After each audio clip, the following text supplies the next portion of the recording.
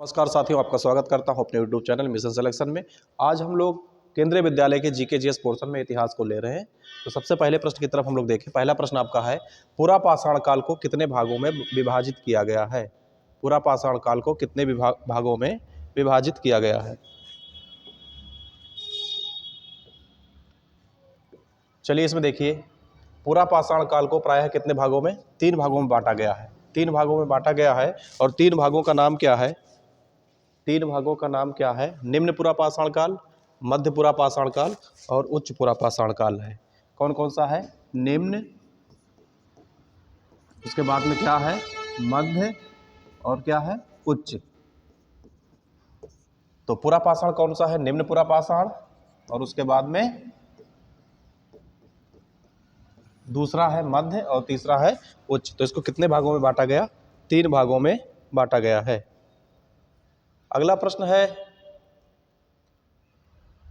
निम्नलिखित में से कौन सा शहर सिंधु घाटी सभ्यता का हिस्सा था? सिंधु घाटी सभ्यता में क्या द्वारका था? नहीं। क्या मुजरिस था? नहीं। द्वारका था? नहीं। मुजरिस था? ये भी नहीं है। और कौन सा था आपका? हड़प्पा। कौन सा सभ्यता था आपका? हड़प्पा सभ्यता था इसके अंतर्गत। इसी प्रकार से अगले प्रश्न की तरफ चल रहे हैं।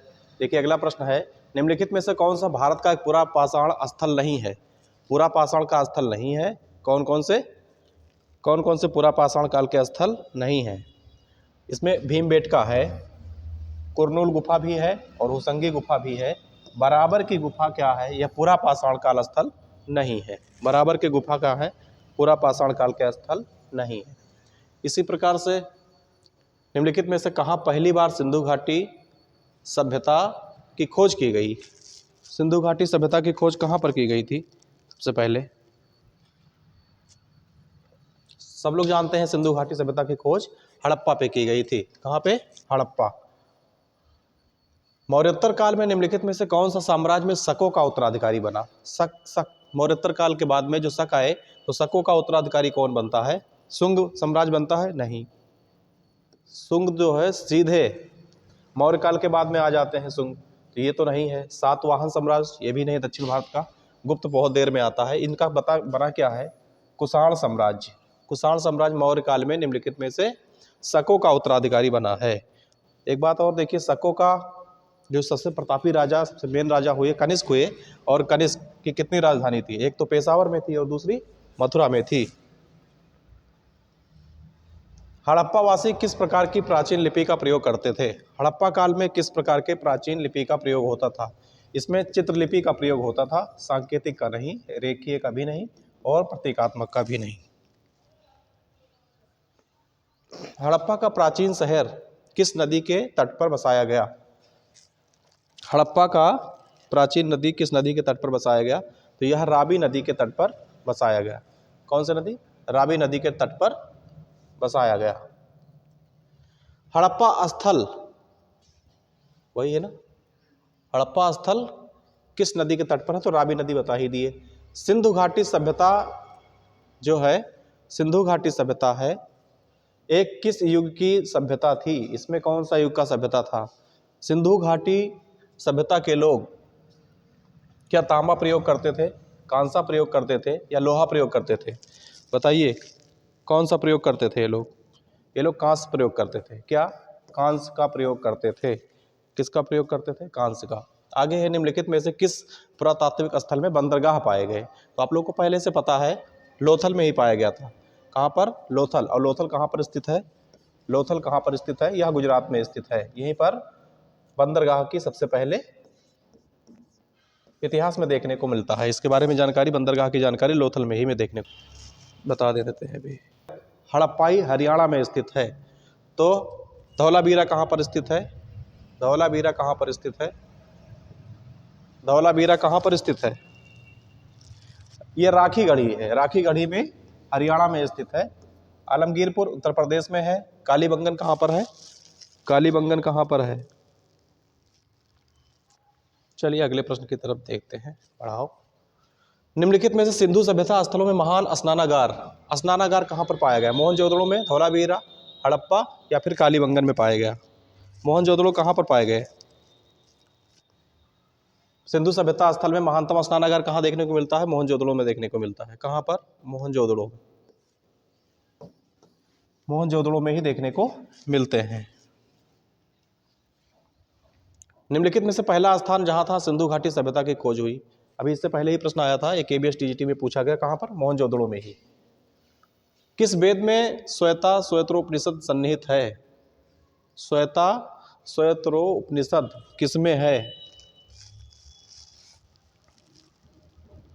श्वेता श्वेत्रोपनिषद यजुर्वेद में है। किसमें? यजुर्वेद में। इसमें यजुर्वेद आपका सही ऑप्शन है। चलिए, यजुर्वेद आपका सही ऑप्शन है। सिंधु घाटी सभ्यता का कौन सा स्थल भारत में स्थित नहीं है? कालीबंगा है, राखी गढ़ी है, मोहनजोदड़ो है, लोथल है। कौन सा है?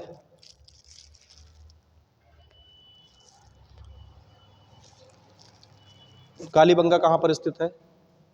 कालीबंगा, कालीबंगा आपका गुजरात में है। कहां पे? गुजरात में। राखी गढ़ी कहां पर है?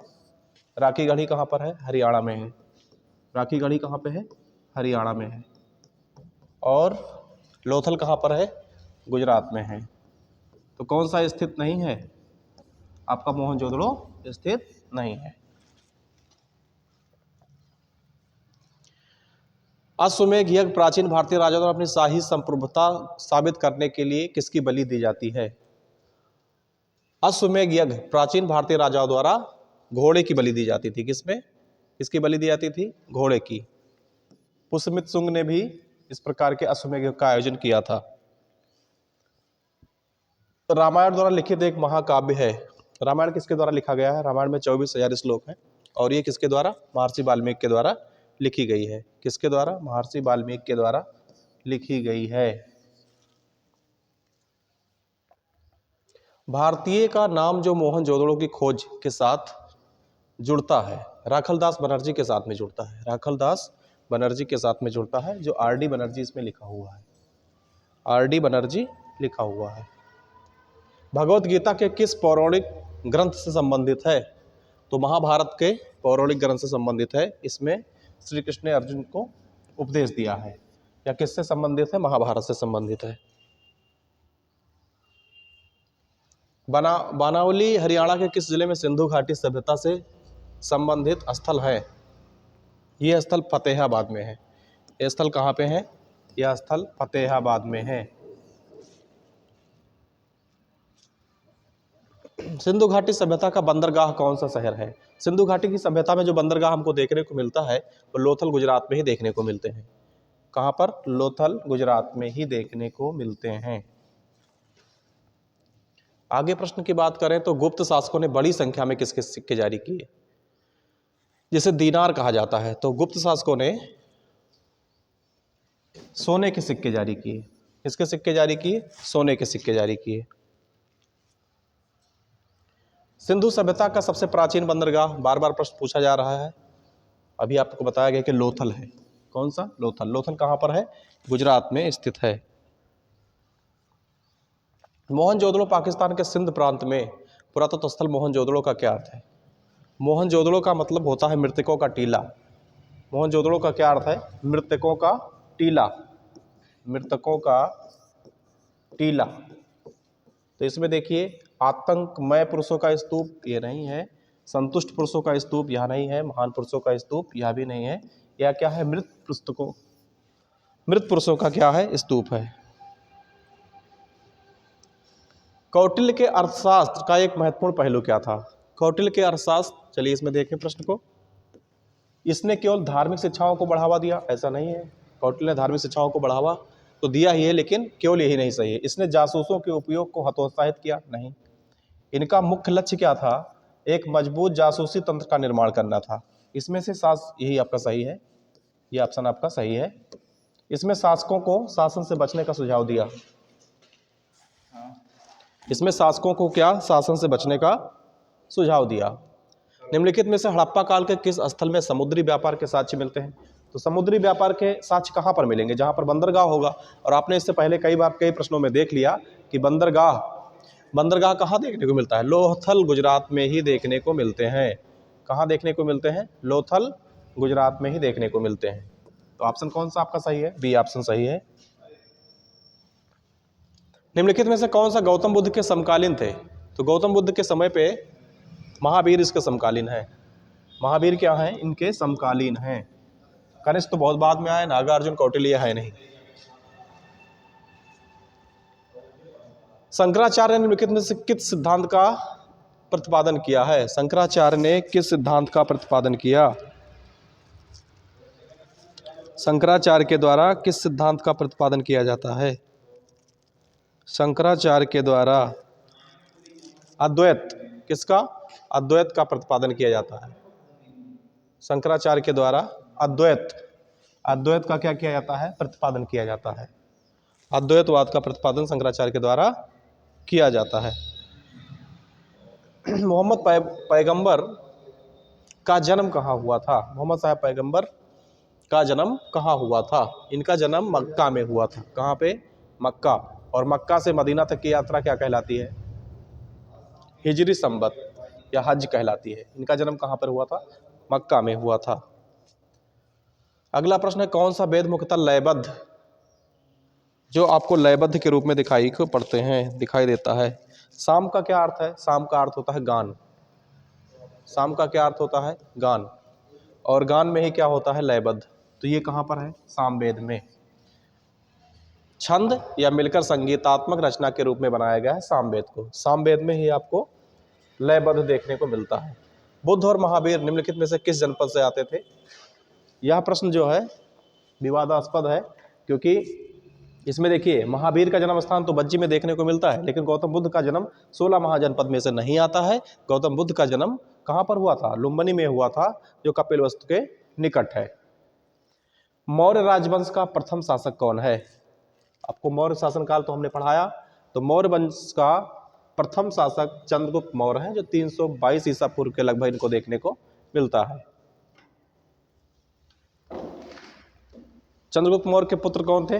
बिंदुसार इनके पुत्र हैं। और इनके पुत्र कौन थे? अशोक हैं। और सबसे अंतिम जो मौर्य राजवंश का शासक हुए वो बृहद्रथ हुए।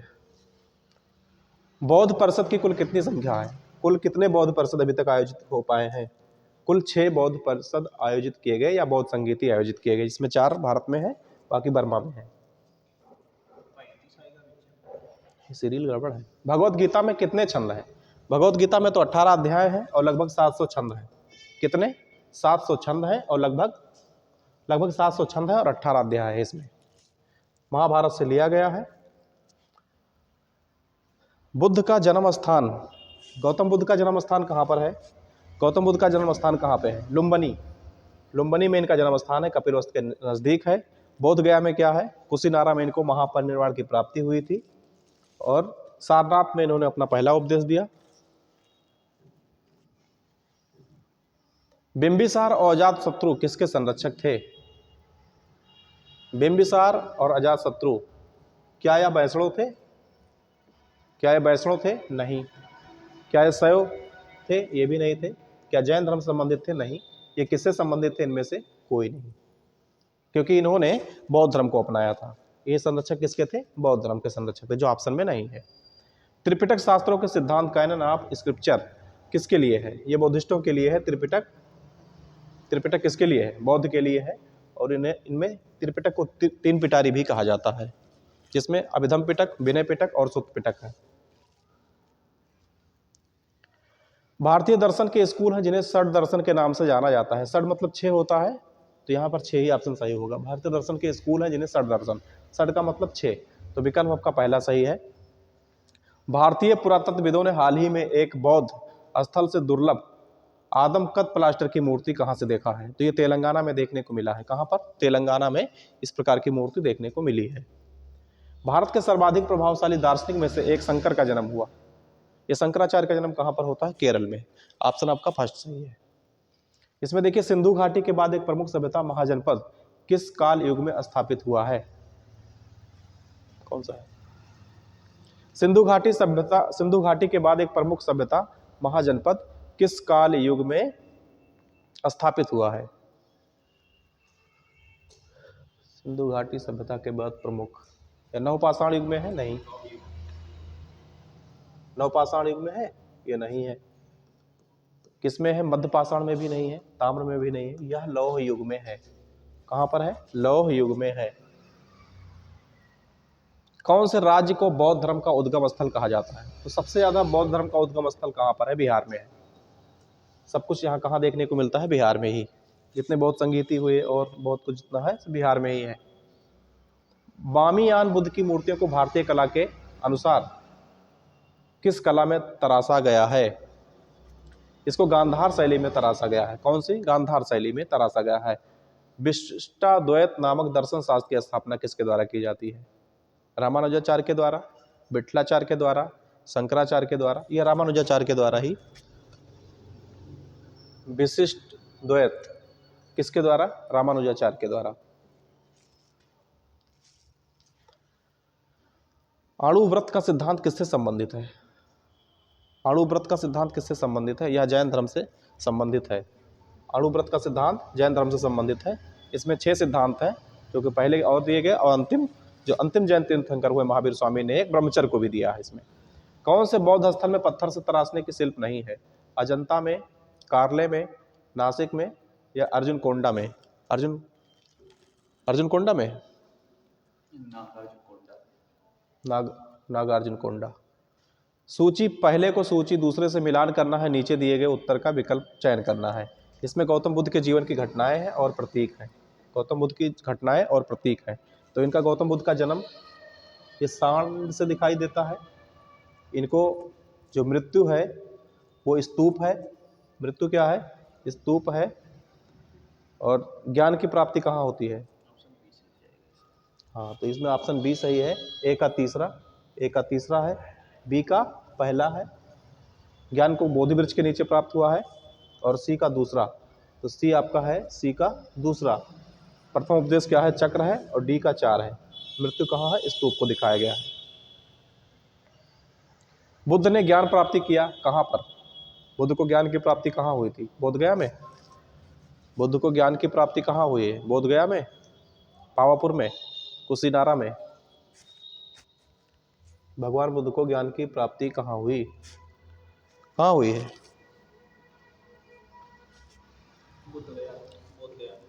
इनको ज्ञान की प्राप्ति कहाँ हुआ? बोधगया में। कुशीनारा में क्या हुआ है? महापरिनिर्वाण हुआ है। सारनाथ में इन्होंने क्या? पहला उपदेश दिया। और श्रावस्ती में क्या? सर्वाधिक उपदेश दिए। निम्नलिखित में से कौन सा महायान बौद्ध धर्म दर्शन तथा हीनयान दर्शन के बीच में सर्वाधिक बुनियाद अंतर है? इसमें देव एवं देवियों की पूजा है। जाति विहीन समाज नहीं है, स्तूप का पूजन नहीं है, अहिंसा पर बल नहीं है। इसमें देव एवं देवियों की पूजा है, क्योंकि हीनयान जो है, हीनयान ये देवी देवताओं की पूजा को नहीं मानते हैं, जबकि महायान देव एवं देवियों की पूजा को मानते हैं। सबसे बड़ा अंतर यही है।